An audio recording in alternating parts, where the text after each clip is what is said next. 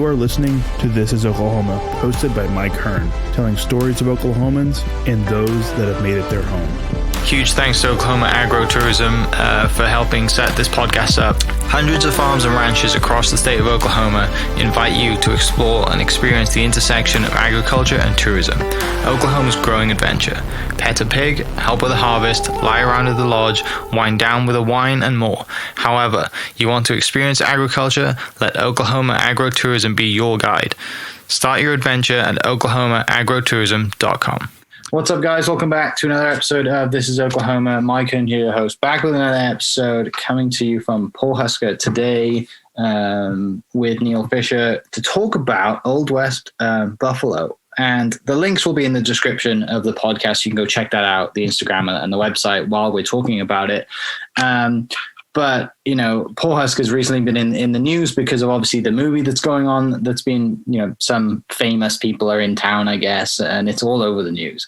But Neil, I appreciate you joining me today and excited to learn more about the business and your background. But before we do, what's it like being up in that part of the country and part of the state while this movie is going on? Everyone I see is I haven't spoken to someone that actually is living there right now. So what's that like?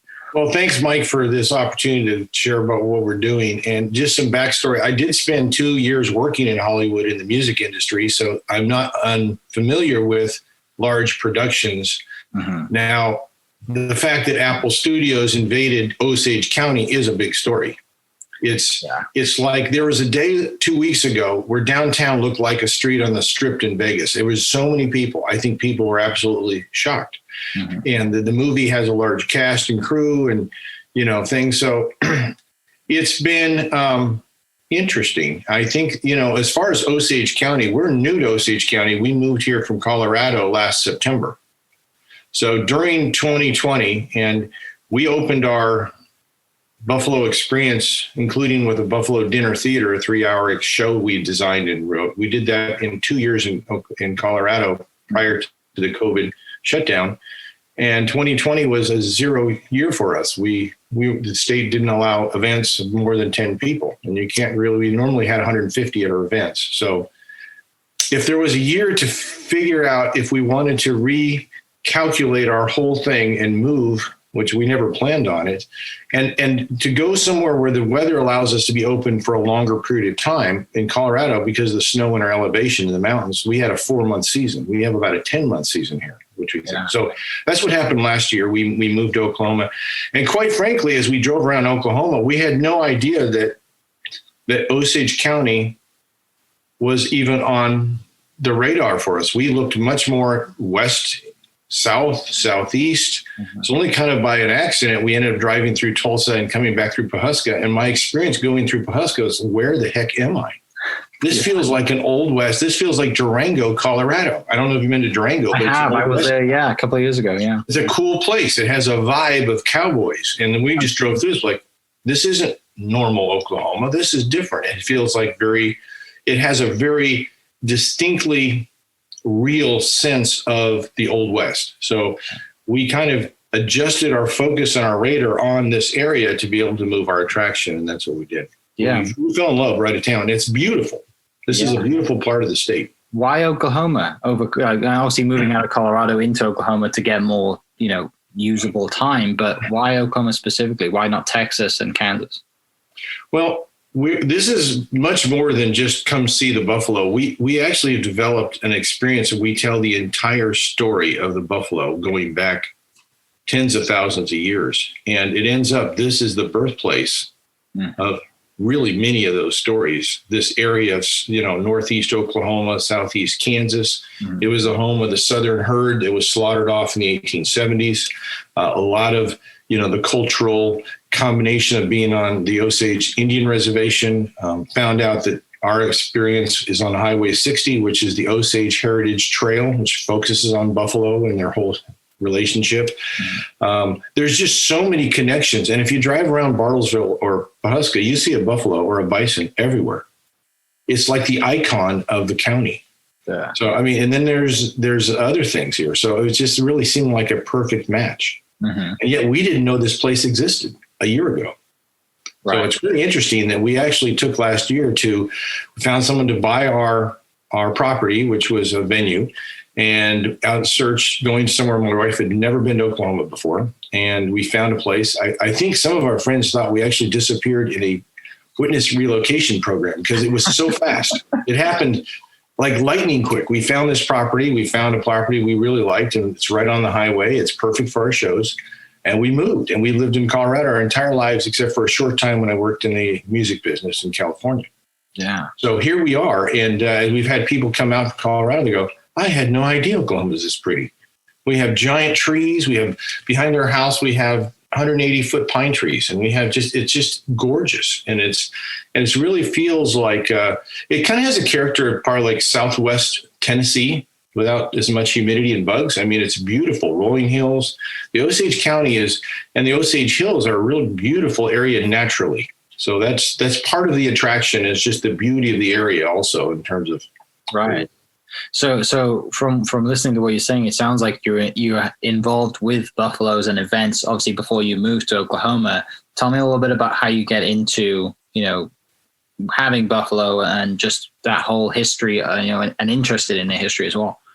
Well, I tell some people, you better watch out when you buy a house or real estate, because it may change your life. And actually, literally, we had horses at the time. Never imagined having buffalo. We put an offer on a 30-acre property, and the people owned buffalo, and they threw it in the contract. So all of a sudden, we own buffalo.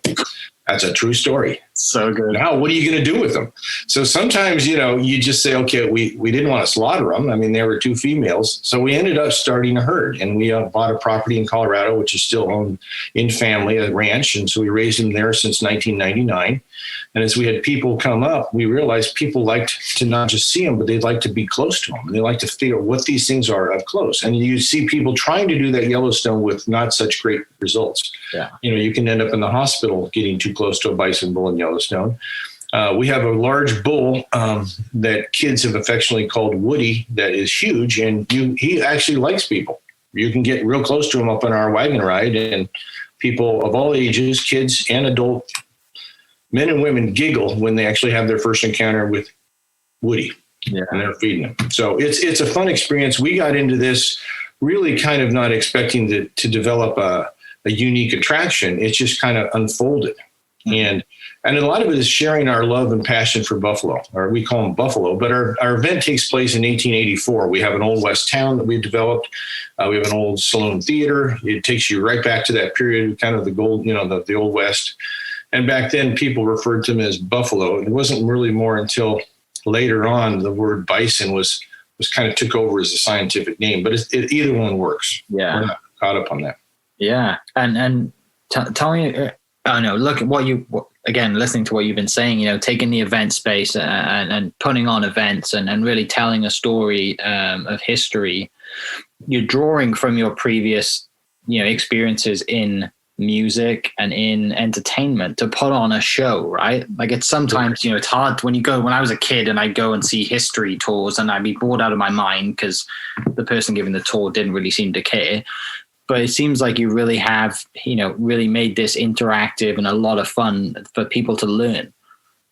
Well, we decided if we were going to do something truly unique, is that boring would be a long ways from what we're doing. Okay. Mm-hmm. That we actually took the idea of Western adventure and put it on steroids. So our 3-hour dinner theater show was such a riot that people were getting arrested being poachers at our dinners. It was hilarious. And we had a Wyatt Earp that scared kids. And I said, as long as you're not doing anything, but he was a fun person in our show. Now we plan to launch our dinner theater shows here in November.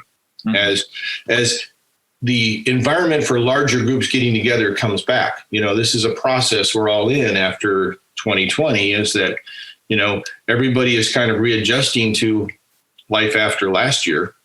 Right. And that fortunately this year, most of our experience is outdoors. It's safe. It's fun. Mm-hmm. And we built, we had a large commercial building on this property that we turned it from a diesel garage into one of the most unique and fun Western theaters I've been in. It's got 9 beautiful golden chandeliers. It's got a balcony. It's got a trading post in there. It's got a beautiful big fireplace. It's really fun. So people walk in. I think it creates the setting for something special is going to happen. And then we have a large screen that comes down and we play our film. My wife, who's a writer, and I did the research over the last year to write this film. It's about 14 minutes long. It covers the entire history of the bison. And it is historically accurate, but it's not a boring movie. It tells their story through the individuals who both slaughtered him off and through who saved him. And it's a great tragic story. And it's also an epic, heroic story of those individuals who, once they realized that they were going to be there were less than several hundred bison in our country alive in the late 1880s. It took the act of individuals to actually, not the government turned a blind eye, but the individuals stepped in and said, we're going to save this species from extinction. Yeah. So we tell those stories, and those people are really interesting. The real story, right? Like it is the real story. And, it's something to know facts and figures about something, but it doesn't mean you know something. When you know someone's story, you know that person. Mm-hmm. So people, when they walk away from our experience, our nightly experience we're doing at 7:00 during the summer is a 90-minute experience where you walk away, not only have hand-fed a bison and you're really close to them, you know their story. So it's much more awareness of all they've been through, what they survived through these horrific times. They survived 4,000-year droughts 8,000 years ago. They survived when everything else didn't. There's a lot to really respect about these animals. Yeah. I've been fortunate enough to be around them and kind of scratch their nose or whatever. And I didn't realize how hard that bison head is, right? Like, I mean, and how much hair is on it too. And how thick that hair is on their face. It's incredibly thick. I mean, they're just tough animals. Yeah. Yeah. And now some animals, most bison you go up to, they're pretty indifferent towards people. In fact, I would say most of them were standoffish or they just don't care. Now, we've been working with this one. We raised our current group of bison that we're using in these shows from calves, and we've had them for 9 years. And we've kept some of their calves in this group. So it's basically 5 generations of buffalo, all in one group of about 30. Yeah. So they're very comfortable. It's like their extended family reunion they're together with. So, and when people come to us, we've created an experience where you're part of their herd. Mm-hmm. We have only 22 people per show. So there's more bison than people. You're on our ride that goes down through kind of a wild part of Osage County, back where there's ponds and trees, and the bison kind of fit into this wild landscape. It's really a magical experience. Yeah. Well, for people listening, then when someone shows up, tell me about that experience and I mean, sell it to them. I'm excited to hear all about it.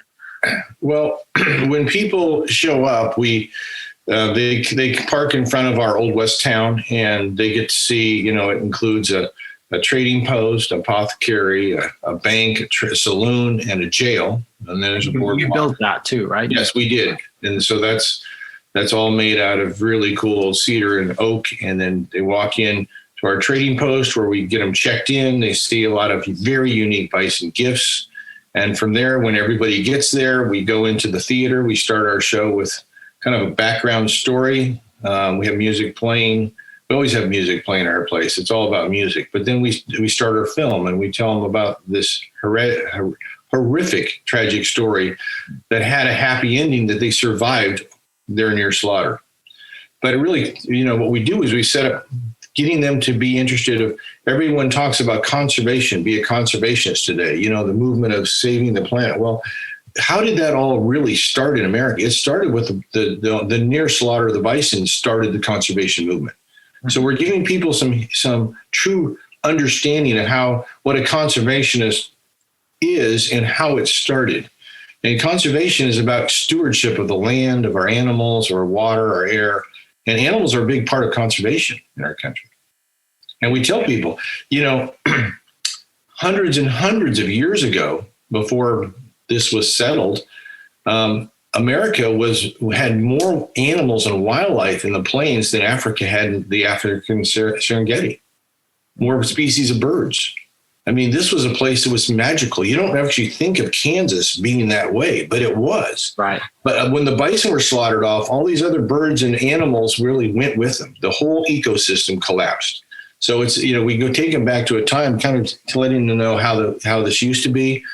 And it's important for us to protect our natural resources, our parks, our natural wonders like Yellowstone for future generations, because those are truly special. Yeah. No, and you're right. I mean, you see that, thankfully there's a TV show now about Yellowstone and all the rest of it. Hopefully that's drawing some awareness to how beautiful this place is. And you mentioned Durango and, towns like that they need to survive, don't they? They need to keep doing what they're doing and not have, And I didn't forget to finish our experience. So after the film, we talk about, it is in the 1880s during our show, and there's only several hundred left. So we go out to see if we can find any of those remaining bison in the wild. So that's part of our experience. We get in the rag, we get everybody. We have about 22 to 24 people we can take at a time. We load it up in our wagon. We go back, and it's an adventure going to look for the buffalo. Sometimes we see them right away. Sometimes it takes a while. But when they find them, it's kind of a fun get together. We spend 20 to 25 minutes just with the herd. Yeah. Just kind of hang out there. People have a bucket of feed. They just kind of soak in being around the herd of the bison. It's a very interesting experience. And then after that ride's over, we have upstairs in our balcony, we have 3 walls of pictures and stories about the heroes who saved the buffalo. So we finish up with their individual stories, and we tell people about, our future plans for our dinner theater shows that we hope to start this fall. Yeah. So it's a great experience. I'm excited to hear. And my parents, who hopefully will come out this fall, if they're allowed to leave the UK, I think they would love that. Like, they would love to come out, and see that experience and take it in, because I'm sure there are others out there that are, do something that's, come out and pet a buffalo and do that. But I highly doubt there's people who go to the level that you guys go to. Not that we found. I don't think anybody that has buffalo thinks like we do. We're once again, kind of our DNA is creative design and entertainment. And so this is fully a wildlife experience with a lot of entertainment thrown in. Yeah. So that's what the fun part is. Right. It's the music, it's the stories, it's the fun, it's, our buffalo who love people, which is unique. And at the end of the day, you walk away saying, wow, I don't think I'll forget this experience. Now, that doesn't happen very often when you go out to look for something to do. Mm-hmm. So it is kind of fun in that sense that we're creating something that sticks with people for a very long time. Right. And they can bring their families along, or they can come as a couple. It seems like anybody of all ages can come and enjoy this. Quite often we'll see grandparents, their kids, and their grandkids. 3 generations. It's a great experience. Or if you don't have grandkids, you just want to come out, we have a lot of couples that come out. And then we have just a lot of nature lovers and animal lovers come out. Mm. Yeah. And who doesn't love animals? Exactly. Especially when you're watching them in their natural, habitat, hanging, just roll in their herd. And on a peaceful Oklahoma night, I'm sure it's an experience that most people should definitely, take the time out of their year or travel or whatever and come take it in. Mm-hmm. And I'd encourage, we just launched our website, which is very detailed about the experience. We have a large photo gallery. Mm-hmm. We have video testimonials. So you'll learn a lot at oldwestbuffalo.com for, what the experience will be, and get into our you'll see kind of our flair for entertainment, which I think people are always, entertainment, fun is in short supply these days. I can say this, seems like even live music is hard to find anymore after 2020. So I think people are really craving a very fun time and a lot of excitement and fun. And that's really what we can create. And on the website, do you guys rent out your space for events as well? We do. It seats up to, inside our theater, we can seat 160 people for dinners. If we include the balcony and the big deck, we can go up to about 200. Mm-hmm. And that deck is about 60 by 24. It's covered, and it faces, the bison can come right up to the deck. There's bison fencing on the deck. People can, for like our dinners, we'd rent it out. That we have experiences, we can kind of have it set up where the bison can come right up and guests can hand feed them there. So that's kind of fun too. I'm sure. Have you had a wedding yet? We haven't had a wedding here, although our very first event was a conference for about 100 people. that we had in May. Yeah. And so we took multiple trips out in the wagon and had a catered meal, and it was a great event. People really loved it. Yeah. So once again, you can see photos of that event on our website. It's very upscale Western. We ended up having to get about 100,000 pounds of both red and white oak, cedar, and walnut to finish the inside of our theater. That's a lot of wood. That's a lot of wood, and hopefully before the prices went up as well. Well, yeah, we were really fortunate to find a mill that actually did a lot of custom work for us. Yeah, no doubt, because that could have gone. I mean, it wasn't in this state though. I'm glad I have a semi to haul it. So yes, no doubt. But it's really a fun experience, and once again, there's some nice photos of the inside on our website. Yeah, for people listening, I'll post a link to the website in the description and the Instagram page too. What is kind of like, so when you got into, like, when you buy this property in Colorado and there's bison or buffalo on the property and it's written in the contract, I guess at the time you're like, what do we do with these animals, right? And then now they're part of your life, right? They're a huge part of your life. What is like the interesting things that you learned along the way that you never knew? Well, I really didn't. I had no idea these animals were so smart. First of all, They're incredibly intelligent. There's also a spiritual nature to these animals, and we've been around horses and cattle. They're just different. There's something, the Native Americans talk a lot about that their relationship is their brothers, and there's a spiritual tie. And if you spend any amount of time with these animals, you can say, this is no cow, this is no horse, this is no other animal. There's something unique about bison. The neat thing is it's kind of, I think it's unique. If you're a person that you're really in tune with animals, I think you'll really like being around these animals. They're very peaceful. Yeah. I mean, I had a very busy life working in real estate in Colorado when we first got into ranching. And for me to get away and spend a day with a bison, my blood pressure would go way down. It was just a very enjoyable experience to get away to the ranch and just hang out with a bison. Yeah. And forget, all the deals coming up I have to deal with next week. But it is fun. And the other thing about them is that they have really good memories. I mean, they know me and they recognize me and other people who come up to our ranch and other people they didn't recognize. And so, that's interesting. Yeah. But as much as anything else, it's their majesty. I mean, these are very beautiful animals.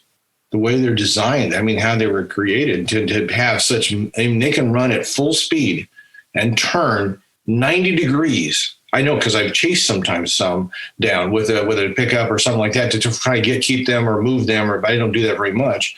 But I've literally seen bison at full speed turn, like they plant their feet and they go 90 degrees full speed. That it's you wouldn't believe it if you saw it. It's so cool. These animals are so strong in their front quarters. They're so muscular, and they can jump. They can jump a 5-foot fence standing flat-footed. They're very athletic. Now ours don't want to. They like us, and we kind of have a great connection. And the other thing about them is that they are curious. These animals, when we do anything different, they're trying to figure out what we're doing. We created a bison lock where our wagon can go in, and then we can kind of lock ourselves in. And if the bison get in this lock area, they can only go out with us. So it's kind of gated both sides. And they were trying to figure this out for like the first 4 or 5 days. It's hilarious. They're like, how is this working? And they realized they couldn't get out one way, so they lost their interest. But, once again, that's an interesting fact about bison. It's like they're looking or studying things on how does this work, or how can I get from A to this side of the fence to that side of the fence? And yeah. That's fascinating. Awesome. Yeah. And then you have these experiences, right? And you learn these experiences and get to see them firsthand. And I'm sure being in the industry in real estate myself, like I'm sure they're great. Having them around just to walk around with and get out and de-stress. Mm-hmm. Can't imagine anything better. So you've been in Oklahoma now, 8 months almost? Since September last year, something like that? We bought this property in September. There was a lot of cleanup involved, mm-hmm. and then we we basically put, we had about 6 months of construction time, which replaced in Colorado took us 2 years to build. But the second time you do something, you actually really know exactly what you want to do. It's not as expensive, and it takes half the time. When we first designed this in Colorado, we had a good idea, but after we ran it a year, there were a couple of things saying, we could do this, this, and this to make this experience better. We never thought we were going to actually have to rebuild it. So since we did rebuild, this was very customized. Our space in Colorado was more like a wedding venue with buffalo attached. This is truly a buffalo experience from the moment you get on the property. It was just custom designed. After we had hundreds and hundreds of people experience this, their feedback gave us a lot of great insights to how to make it better. Yeah. So that was the good side. The bad side is it was a lot of energy, and trying to build anything in Pawhuska during the movie, it's hard to find labor and people to actually work. So, it was a little more challenging than we envisioned. But the space turned out just everything we hoped for it. Very beautiful. We love where we are. We're 4 minutes from west of town, right on Highway 60. You can, from the Mercantile, where everyone wants to see the Pioneer Woman, we're 5 minutes away, and we're very easy to find. It's really easy to access. We're right on Highway 60. We have good parking. We can have tour buses. We booked our first tour bus for next year already. Oh, awesome. What's it like being in Oklahoma for the last 7 to 8 months? What's that been like for you? Like coming from Colorado, and I mean, like you said, you stumbled across where you are now and didn't expect it to look as good as it does. But any other things that kind of stood out to you of your time here, and you plan to stay here, for a long time? We like the people. I mean, we like the, the cowboy life culture here. It's very agrarian in nature, not loving the humidity. The bison have, basically we were going to do some afternoon shows, and they decided they would rather go swimming than to be on the show. So they go into the ponds in the afternoon and they get in the water. Yeah. And it is hot. We have a bull that actually kind of hides out a bit during the day, and we just don't see him. He's got this little spot that's right at the end of the pond. There's a dam where the wind comes, kind of the breeze comes up on this incline right by the dam, and he's got this little hideout. It is the coolest place on the property. He found it. Now, I would like to put my chair there, but he's already taken it, so I don't think he's going to let me sit with him. But right. I literally walked right next to him trying to find him, because he was like, obviously he's found a nice, cool place to be during these hot, humid days. Now, we have had more heat and humidity than is normal in June for Oklahoma, but it's been hot all over the country, so it's right. Certainly not.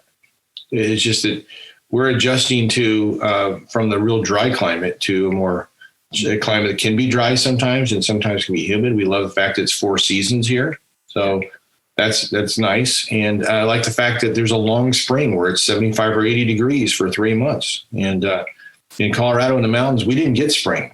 We had big snows all the way till Memorial Day. Wow. And then all of a sudden, sometime in June, it turned nice and we had summer. Yeah. So every place is different. Colorado is a beautiful place. Oklahoma has its charm and beauty. Lots of trees, because of the rain, we have all kinds of beautiful trees and bushes. It's just gorgeous. Yeah.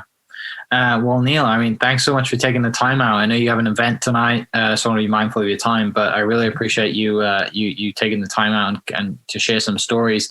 One last thing for people listening. I mean, if they're not already sold on coming out, I mean, what's the best way to get in touch? Website? How do they book? What are planning the shows for the fall? All that stuff. Yeah, just check our website. All our events are ticketed, so you need a ticket to get in. And then, if you want a fun experience with your kids that's a lifetime memory, this is one of those things. I mean, you can go to the zoo, but you don't remember when you went to the zoo. You will remember when you get slimed by a bison. That will always be emblazoned. People they can't wait to wash their hands, but some of them are like, I can't believe I actually got slimed by a bison. Okay? Right. And that's an experience. Yeah. So it's kind of fun.